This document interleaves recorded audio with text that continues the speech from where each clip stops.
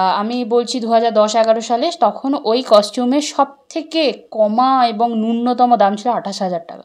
আচ্ছা। এবং আমার বাবা প্রাইমারি স্কুল টিচার ছিলেন, আর একমাত্র আর্নার, তিনি অত টাকাও মাসে মাইনে পেতেন না। তো ন্যাশনালে পার্টিসিপেট করছি একটা 300 টাকার কস্টিউম পরে, আর যাদের সাথে করছি তারা ওই জামা স্যুট পরে। মনে হয় কেউ যেন ছুরি দিয়ে সারা শরীরে চপ করছে, ভীষণ পেইনফুল। তার কিছু ঘন্টার পর হাত পা অবশ হয়ে যায়, আমাদের কোনো সার থাকে না, আমরা বুঝতে পারি না, কোনো টাচ করলেও মানে আমরা যে ফিডিংয়ের সময় যে খাচ্ছি ওই বটলটা যে ধরেছি সেটাও আমরা বুঝতে পারি না। এবং সবথেকে বাজে জিনিস যেটা, আমাদের হাত পা বেঁকে যায় ঠান্ডার জন্য, নীল হয়ে যায়। এবং আর সবথেকে কষ্টকর যখন রাত্রেবেলা ওই ঠান্ডার মধ্যে সাঁতার কাটতে হয়, প্রচণ্ড কষ্ট। আর শরীরের কষ্টগুলোকে এটাই অ্যাচিভমেন্ট। মানে আমি মনে করি আমার ক্ষমতা যদি এটুকু হয়, আমার ক্ষমতাকে এক্সপ্যান্ড করে এতটা করছি দেশের জন্য, দেশকে গর্বিত করার জন্য। তো এটা কিন্তু ভীষণ হেলদি ফ্যাট। আজকে যদি আমি মনে করি আমার যে ওভার ফ্যাটটা রয়েছে, 15 দিনের মধ্যে আমি কিন্তু এটাকে কমিয়ে ফেলতে পারবো। অনেকে কোশ্চেন করছে কী লাভ, মানে কী হবে। তো এটা আমরাও পাল্টা বলেছিলাম, ওই খেলাটা খেলে কী লাভ। সময় আমি যখন জলে নামি, কারণ আমার কাছে সবসময় ডু অর ডাই সিচুয়েশন, আমি কমপ্লিট করবো, আদারওয়াইজ আমি ফিরবো না। এটা সবসময় মেন্টালিটিটা ছিল বলেই না আমি এক চান্সে আমি ক্রস করে চলে এসেছি। আমরা যে স্পোর্টসটা খেলছি না, অন্যান্য স্পোর্টসে দর্শক নিজে বসে থেকে সেই স্পোর্টসটা দেখতে পান। আমাদের ক্ষেত্রে ওই মাঝ সমুদ্রে কে যাবে। প্রথম বাবা বাড়ি বন্ধক দিল, আর মা নিজের যে সম্পত্তি আছে সেখানটাকে বিক্রি করা হলো। Extra time. দেখছো নাকি নীল মেঘে আজ আকাশ অন্ধকার, 7 সমুদ্র 13 নদী আজকে হব পার। রবি ঠাকুরের 7 সমুদ্র 13 নদী পারে কবিতাটা আমরা সকলেই ছোটবেলায় পড়েছি, স্বপ্ন দেখেছি 7 সমুদ্র 13 নদী পার করার। কিন্তু আমরা তো মানুষ, আমরা কজনই বা 7 সমুদ্র পার করতে পারি? স্বপ্নটা স্বপ্নই থেকে যায়। কিন্তু আমরা মানুষ হলেও আমাদেরই মাঝে এমন এমন মানুষ থাকেন যারা একটু যদি আপনারা চোখ খুলে দেখেন, দেখতে পাবেন ওই 7 সমুদ্র জয় করার লক্ষ্যে নিজেদের জীবন প্রাণ সব দিয়ে দেন। এবং একটাই লক্ষ্য থাকে, আমাকে বিশ্ব জয় করতে হবে, কিন্তু সেটা সাঁতার কেটে। ঠিকই ধরেছেন, আমরা আজকে এমনই এক সাঁতারুর সঙ্গে গল্প করব যিনি ইতিমধ্যেই ওই 7 সমুদ্রের মধ্যে 6 সমুদ্র জয় করে নিয়েছেন, বাকি আর একটা। সেই একটা জয় করার আগে, অর্থাৎ বিশ্ব জয় করার ঠিক আগে স্টেজে এসে আজ এক্সট্রা টাইম বাংলার অতিথি সায়নী দাস।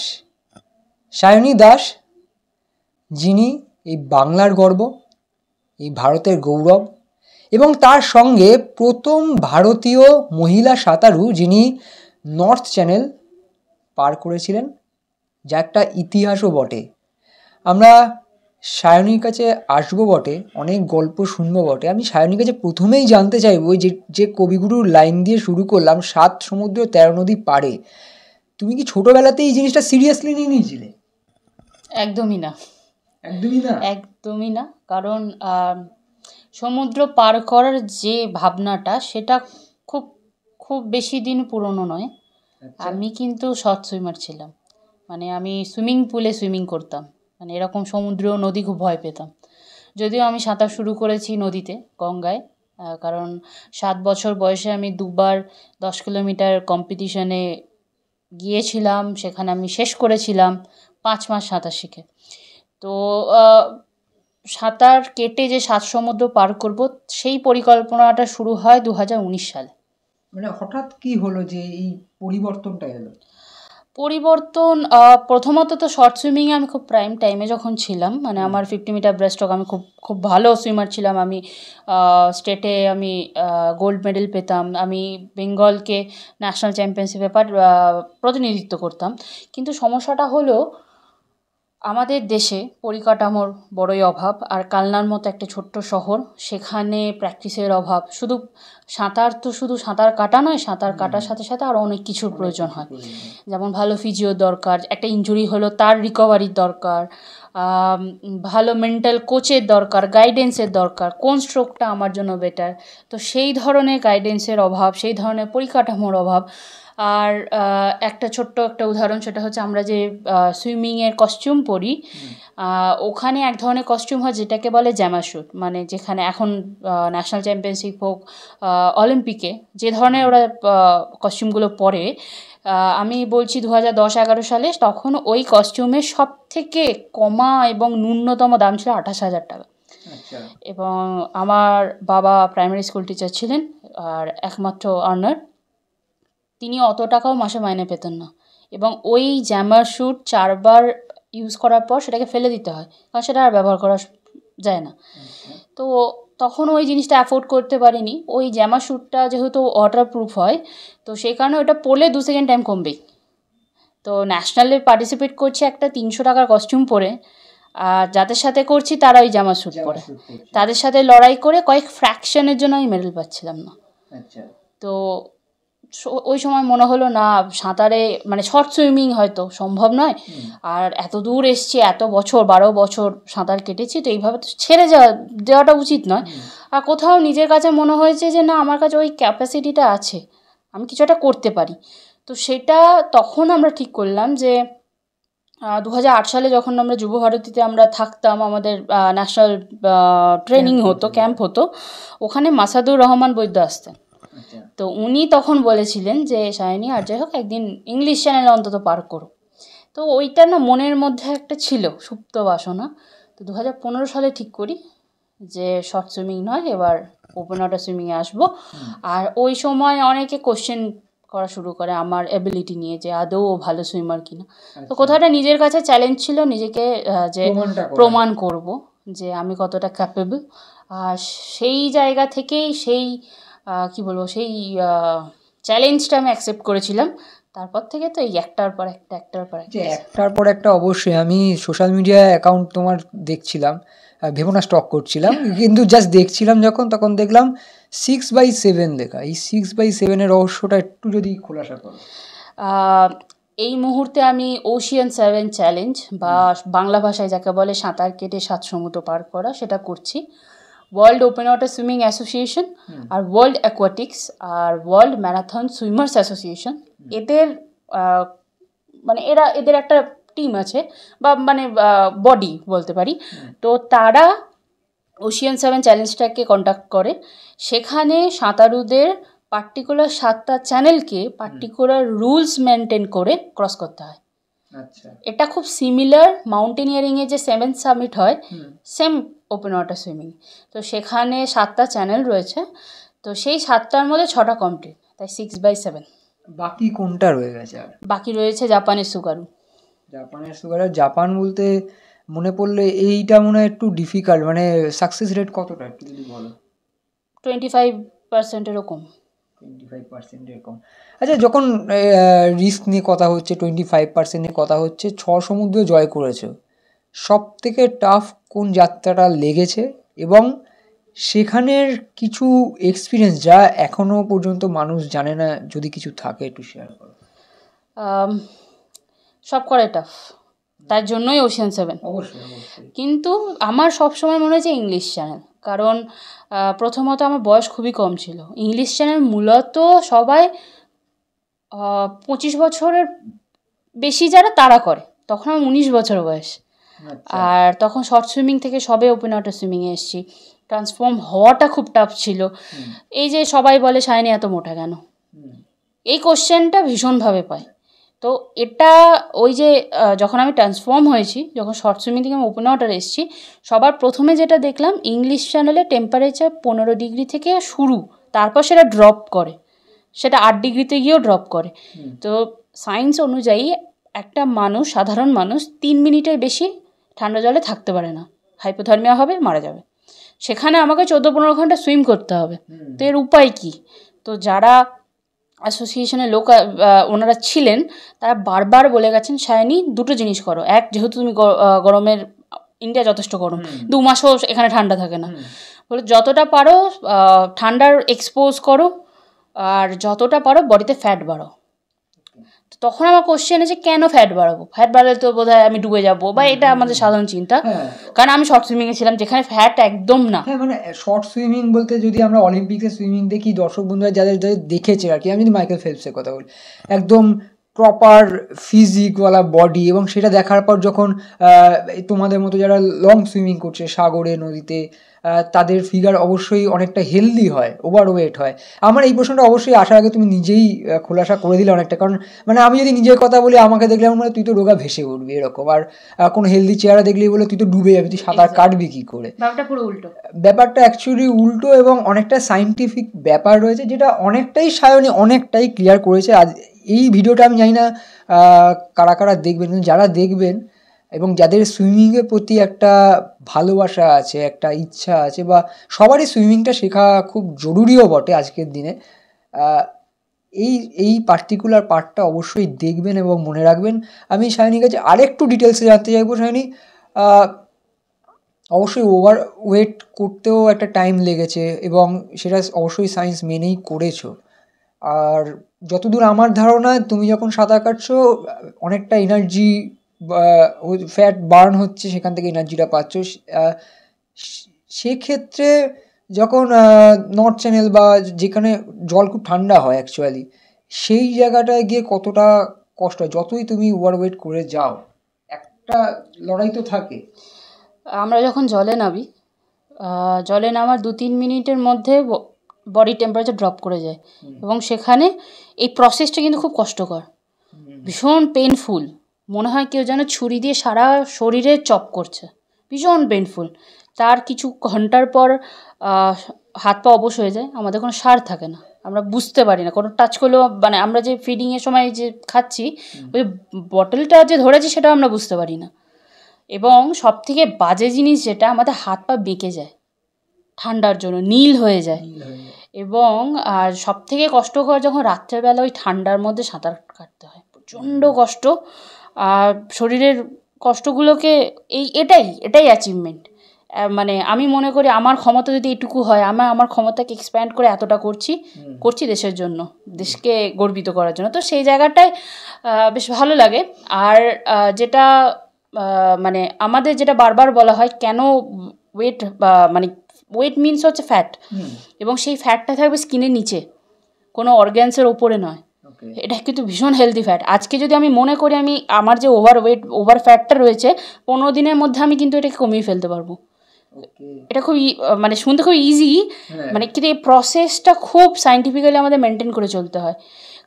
মানে কার্বস ঠিক করে নেওয়া, প্রোটিন ঠিক করে নেওয়া, বিভিন্ন মিনারেলস ইনটেক করতে হয়, এগুলো পুরোটাই মানে একদম ডায়েট চার্ট অনুযায়ী আমাদের সব চলতে হয়। মানে আমার নেক্সট কোয়েশ্চেন এটাই আসছিল যে মাথায়, যে সায়নী অবশ্যই তুমি দেশের জন্য দেশে গর্বিত করবে বলে ফ্যাট বাড়াচ্ছ, সেটা তোমার শরীরে ক্ষতি করছে না? তো তুমি অলরেডি অ্যান্সার দিয়ে দিচ্ছ। মানে আমার প্রশ্ন করার আগে সায়নী, হয় বিশ্বজয়ীরা এরকমই হয়, প্রশ্ন করার আগে উত্তর চলে আসে, পরের প্রশ্নটা তাহলে এরকমই থাক, যে যখন সমুদ্র জয় করতে যাও প্রচুর খরচ, এবং আমরা এর আগেও যতজন সাঁতারুর সাথে কথা বলি, সবার একটাই কথা যে স্পন্সর খুব সহজে পাওয়া যায় না। সেই জায়গায় দাঁড়িয়ে কতটা তুমি আর্থিক সাহায্য পেয়েছো, বা কোনো বার্তা যদি থাকে যারা এই ভিডিওটি দেখবেন, যারা স্পন্সর করতে পারেন, সেইটা নিয়ে যদি একটু বলো। আমাদের দেশে একটা স্পোর্টসের দিকে সব স্পন্সর চলে যাচ্ছে বা গেছেও। এবার সমস্যাটা যেটা হয়, আমরা যে স্পোর্টসটা খেলছি না, অন্যান্য স্পোর্টসে দর্শক নিজে বসে থেকে সেই স্পোর্টসটা দেখতে পান। আমাদের ক্ষেত্রে ওই মাঝ সমুদ্রে কে যাবে, এবং অ্যাডভেঞ্চার ব্যাপারটা আমাদের মানে কি বলবো, আমরা খুব ভালোভাবে নিই না। একটা ইজি লাইফটাকে আমরা খুব পিসফুল লাইফ, ইজি লাইফ হবে, ঠিক আছে, কে মাঝখানে মানে সমুদ্রে পার করবে, সেখানে হাঙর আসবে, জেলিফিশ আসবে, কে এগুলো চায়? খুব কম মানুষ। তো সেই কারণে আমাদের পরিস্থিতিটা খুব মানে অল্প, যার কারণে আমরা বোঝাতে পারছি না, মানুষকে বোঝাতে পারছি আমরা কি করছি। আর প্রথম যখন আমি ইংলিশ চ্যানেলের জন্য স্পন্সরের জন্য বিভিন্ন মানুষের কাছে গেছিলাম, বেশিরভাগ নাই শুনেছিলাম, এবং অনেকে কোশ্চেন করছে কী লাভ, মানে কী হবে। তো এটা আমরাও পাল্টা বলেছিলাম, ওই খেলাটা খেলে কী লাভ, যদি সব কিছুতে লাভ দেয়, মানে লাভ মিনসটা আমি আজও বুঝি না। আজও আমাকে বলে এই সমুদ্রে সাঁতার কেটে কী লাভ, এই কোশ্চেনটা আমি খুব পাই। কিন্তু ওইসব নেগেটিভ কোশ্চেন একদম আমি বদার করি না। প্রথম বাবা বাড়ি বন্ধক দিল, আর মা নিজের যে সম্পত্তি আছে সেখানটাকে বিক্রি করা হলো। আর কিছু মানুষ, মানে আমি বলবো না যে আমি সাহায্য পাইনি, না যত শুনেছি হ্যাঁও তত পেয়েছি। কারণ আমি মনে করি মানে ভালো থাকলেই খারাপটাকে বুঝতে পারি, খারাপ থাকলেই ভালোটা বুঝতে পারি। তো সেই এক্সপিরিয়েন্সটা আমার একদম ইংলিশ চ্যানেল থেকে হয়ে এসছে। আমি যত মানুষের সহযোগিতা পেয়েছি সেরকম অসহযোগিতাও পেয়েছি। আবার আমি মনে করি অসহযোগিতাটা পেয়েছিলাম বলে অনেক কিছু শিখেছি, অনেক কিছু। আর ওই সময় যারা যারা হেল্প করেছেন, অবশ্যই আমার school Kalna Mahishmardini girls institution, Surajit Bakshi আমাদের ফ্যামিলি ফ্রেন্ড, উনি ভীষণভাবে ইংলিশ চ্যানেলে হেল্প করেছিলেন। আর বেশ কিছু মানুষ, মানে যারা যেটুকু পেয়েছে, মানে কেউ 200 টাকা হলেও দিয়ে যাবে যে তুই যা, তুই আগে করে আয়, এই হেল্পটাও আমি পেয়েছি। মানে গোটা কালনার মানুষ তোমার পাশে ছিল, কালনা বলে নয়, মানে বাংলার মানুষ, একদম একদম, মানে কোথা থেকে মানে মানুষ হেল্প করেছে। তার বদলে তো তুমিও 7 সমুদ্র জয়ের দিকে এগিয়ে চলেছো অবশ্যই। তবু সায়নী, মানে কিছু মানুষ তো এগিয়ে আসেন সাহায্য করার জন্য। প্রত্যেকটা চ্যানেল জয় করার পিছনে কোনো না কোনো মানুষ তোমার পাশে দাঁড়িয়েছেন, সেরকমই যদি কারোর কথা মনে পড়ে এই মুহূর্তে। ইংলিশ চ্যানেলের সময় সুরজিৎ বক্সি ছিলেন, বাবার কলিগরা ছিলেন, আর বহু মানুষ, মানে যাদের আমি চিনিও না তারাও পাশে দাঁড়িয়েছিলেন। আমার school Kalna Mahishmardini girls institution, তারা আজও হেল্প করেন, আমাদের যারা টিচার রয়েছেন তারাও। আর অবশ্যই সুশীল কুমার মিশ্র, যিনি ক্যাটলিনা, মলকায়, কুক এবং নর্থ 4টে চ্যানেলে উনি আমাকে স্পন্সর করেছেন। আর শুধু স্পন্সর না, মেন্টালি অনেকও, মানে উনি যেভাবে ফিলোসফি উনি যতটা ভালো জানেন, আমাকে খুব বুস্ট আপ করেছেন। করোনার পিরিয়ডে উনি খুব বুস্ট আপ করেছিলেন। আর এসকেএম স্পোর্টস ফাউন্ডেশন, যেখানে আমি, মানে ওই হেল্পটা না পেলে মানে সুইমিং কেন, আমি পুরোটাই বন্ধ হতো। আর এছাড়া জিব্রাল্টারে এবছর আমি 2টো ভালো স্পন্সর পেয়েছিলাম, Matix fertiliser and chemical limited আর BC Roy engineering college Durgapur. এরা মানে প্রত্যেকটা যেমন সায়নী নিজেই বললো যে গোটা বাংলা সায়নীর পাশে আছে, আর সেই কারণেই বাংলার মুখটা উজ্জ্বল করেছো তুমি। শুধু তোমার শহর নয়, গোটা বাংলা তোমার দিকে তাকিয়ে থাকে। এবং যদি তোমার শহরের কথা বলা যায়, একটা ছোট জায়গা, সেই জায়গায় প্রচুর মানুষ যাদের প্রচুর স্বপ্ন বড় হয়ে ওঠার, বিশেষ করে যারা অ্যাথলিট বা অন্যান্য স্পোর্টসে রয়েছে, তারা কিন্তু এখন সায়নীকে একটা ইন্সপিরেশন ক্যারেক্টার হিসেবে দেখেন, আইডল হিসেবে দেখেন। তাদের উদ্দেশ্যে একটা ছোট বার্তা দিয়ে আমরা এই ভিডিও শেষের দিকে যাব। আর সব শেষে আপনার জন্য একটা সারপ্রাইজ থাকবে, কারণ আমি খুব সারপ্রাইজ হয়েছিলাম। তার আগে সায়নী, যেহেতু ভারতবর্ষের স্পোর্টসের যা অবস্থা, সেখানে সেই জায়গায় দাঁড়িয়ে আমি মনে করি ব্যক্তিগত উদ্যোগটা ভীষণ প্রয়োজন। ছেলেমেয়েদের থেকেও আমি বলবো, ছেলেমেয়ের অভিভাবক যারা রয়েছেন তাদেরকে খুব পজিটিভ হতে হবে। প্রথমেই আমি কি লাভ হবে এই জিনিসটা প্লিজ দেখবেন না। আর যারা ছেলেমেয়েরা আছে তাদের উদ্দেশ্যে এটাই বলার যে এগিয়ে যেতে হবে, করে যেতে হবে, থামলে চলবে না। মানে আমি যতক্ষণ না সামনের দিকে এগিয়ে যাচ্ছি, আমি কী করে জানবো যে আমার জন্য অপরচুনিটি রয়েছে কি নেই, সেটা জানার জন্য আমাকে কন্টিনিউ করতে হবে। আর সবার শেষে হার্ডওয়ার্কের উপরে আর কিছু হয় না। মানে এটা তো আর পড়াশোনা নয়, মানে আমি পড়াশোনা ছোটো করছি না, কিন্তু পড়াশোনা মেকআপ দেওয়া যায়। আমি একদিন পড়লাম না, পরীক্ষার আগের রাতে পড়ে কিন্তু আমি কমপ্লিট করে দিতে পারি। কিন্তু একদিন যদি আমি সুইমিংয়ে না যাই, আমি 7 দিন পিছিয়ে যাই। খেলাধুলা কিন্তু এরকমই। তো এখানে কোনো ফাঁকি দিলে কিচ্ছু হবে না, ভীষণ সাধনার জিনিস এটা। আর যে সারপ্রাইজের কথা বলছিলাম, সেটা অ্যাকচুয়ালি ও কিছুটা টাচ করে গেছে। যেমন হাঙর জেলিফিশের কথা আপনারা শুনছিলেন, এমন কিছু গল্প আছে যে গল্পটা সায়নী, আমি জানি না এর আগে তুমি অন্য কোথাও বলেছো কিনা, কিন্তু আমার কাছে নতুন ছিল।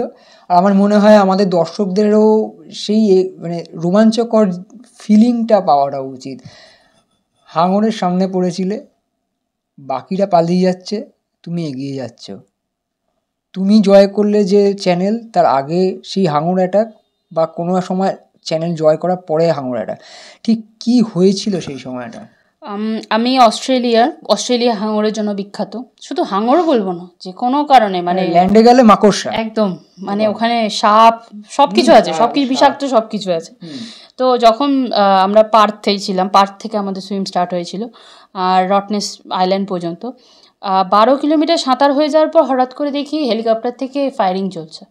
তো আমি তখন প্রথমে বুঝতে পারিনি, তারপর আমার পাইলট বলে বি কেয়ারফুল, পাশে আশেপাশে কোথাও একটা হাঙর আছে, বি কেয়ারফুল হলো। তো তারপর আমি ঠিক আছে, হাঙরই তো এসছে, দেখা যাক, যা হবে দেখা যাবে। তো মানে আমি সুইম কন্টিনিউ করি এবং কিছুক্ষণ পর জানতে পারি আমার ঠিক 500 মিটার দূরে একটা হোয়াইট শার্ক, এবং মারাত্মক হয় ওরা, ভীষণ মারাত্মক, আর জলের মধ্যে ওদের সাথে পারা যাবে না। তো তখন একদম আমরা আউটসাইডার্স। তো সবসময় আমরা ভীষণভাবে ওদেরকে খুব সম্মান করি, কারণ ওদের সেফটিটা আগে, ওটা ওদের জায়গা। তো আমি মনে করলাম ঠিক আছে, ওকে ডিস্টার্ব করা যাবে না, আমি আমার মতো করে সামনের দিকে এগিয়ে গেলাম। আর আমি ওদের রেসপেক্ট করি বলেই হয়তো ওই জন্য সেদিন আমি কমপ্লিট করতে পেরেছি। আমার পিছনে যারা আরও 100 সুইমার ছিলেন তারা কিন্তু বোটে উঠে পড়েছিলেন, তাদের সুইম ক্যান্সেল হয়ে গেছিল। কোনোদিনই একটা অপশান ছিল না তোমার কাছে? এটা আমাকে অনেকে বলেন যে মানে এরকমও হয় 17-18 বার ট্রাই করেও কিন্তু ইংলিশ চ্যানেল ক্রস করতে পারেনি। এবং শুধু ইংলিশ চ্যানেল নয়, আমি যে চ্যানেলগুলো মানে ওশিয়ান 7 যে জিনিসটা, আজ এত কোটি কোটি মানুষ রয়েছে, আজ পর্যন্ত মাত্র 36 জন মানুষ এই ওশিয়ান 7 কমপ্লিট করতে পেরেছেন। তো সেই জায়গায় দাঁড়িয়ে আমার কাছে মানে এটা আমার কাছে ভীষণ বড় একটা চ্যালেঞ্জ যে আমি ওই ব্যতিক্রমটা হতে চাই। আর ব্যতিক্রম তো বটেই, না হলে শুনছো যে তুমি যে চ্যানেল পার করতে চাইছো সেখানে কদিন আগেই একজন মারা গেছেন এই হাঙর অ্যাটাকে, তারপরেও তুমি যাচ্ছ। এরকম বহু হয়, মানে আমরা যখন জলে নামি তখন কিন্তু বন্ডে সাইন করতে হয় যে কোনো অ্যাক্সিডেন্ট হোক বা ডেথ হোক সেখানে রেসপন্সিবল সুইমার নিজে।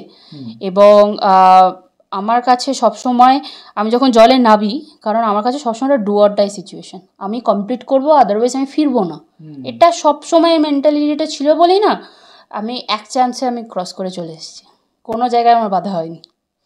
একদিন সব বাধার পাহাড় পেরিয়ে বিশ্বসেরা হবে, এটাই সায়নীর টার্গেট। এবং 36 নয়, আমরা 37-এর অপেক্ষায়। 37 পাশে সায়নী দাস, এটা লেখা থাকবে অবশ্যই। আর যে কারণেই ভারতের আমরা বলছিলাম না, শুধু বাংলা বা শুধু ওর ছোট শহর বা ওর এলাকা, ওর বাড়ি, বাবা মা গর্বিত বা আমরা গর্বিত নয়, গোটা ভারতবর্ষ গর্বিত। এই পিছনে দেখতে পাচ্ছেন একটা গোটা ঘর, একটা গোটা ঘরের দেওয়াল শুধু ট্রফিতে ভর্তি, যেখানে এই ট্রফিটা জল করছে। তেনজিং নোরগে অ্যাডভেঞ্চার অ্যাওয়ার্ড 2025-এ সায়নী এই অসামান্য ভারত সম্মানটা পেয়েছে, ভারত সেরা সম্মান। আমরা আশা করব আরও এরকম সম্মান আসুক, ঘরে এক দেওয়াল নয়, গোটা 4টে দেওয়ালই যেন এরকম ট্রফিতে মেডেলে ভরে যায়। এবং 7 সমুদ্র পার হওয়ার পর অবশ্যই ফার্স্ট ফোন আমার আসবে তোমার কাছে, সেটা অপেক্ষায় তুমি থেকো, আর আমি অপেক্ষায় থাকবো যাতে খুব তাড়াতাড়ি সেটা সফল করা যায়, তার অবশ্যই প্রস্তুতি চলছে। এবং বন্ধুরা যারা এই ভিডিওটি দেখলেন, কেমন লাগলো জানাবেন। আর সাঁতারের প্রতি যদি কারো ইন্টারেস্ট থেকে থাকে অবশ্যই সায়নীর কথাগুলো ভালো করে শুনবেন, কারণ এই আড্ডাটা বা এই ইন্টারভিউটা শুধু ইন্টারভিউ বা একটা আড্ডা নয়, এটা যারা সাঁতার শিখতে চান বা যারা জানতেও চান তাদের কাছে অনেক বড় বড় লেসন রয়েছে। তো যদি ভালো লেগে থাকে অবশ্যই লাইক করুন, শেয়ার করুন বন্ধুদের সঙ্গে। সাবস্ক্রাইব না করে থাকলে ইউটিউব চ্যানেল সাবস্ক্রাইব করুন এবং আমাদের এক্সট্রা টাইম বাংলা অন্যান্য সোশ্যাল মিডিয়া প্ল্যাটফর্ম ফলো করুন। এবং অবশ্যই সায়নী দাসের জন্য প্রে করবেন যাতে ওই 7 সমুদ্র 13 নদী পার সায়নী করতে পারে। অসংখ্য ধন্যবাদ, নমস্কার।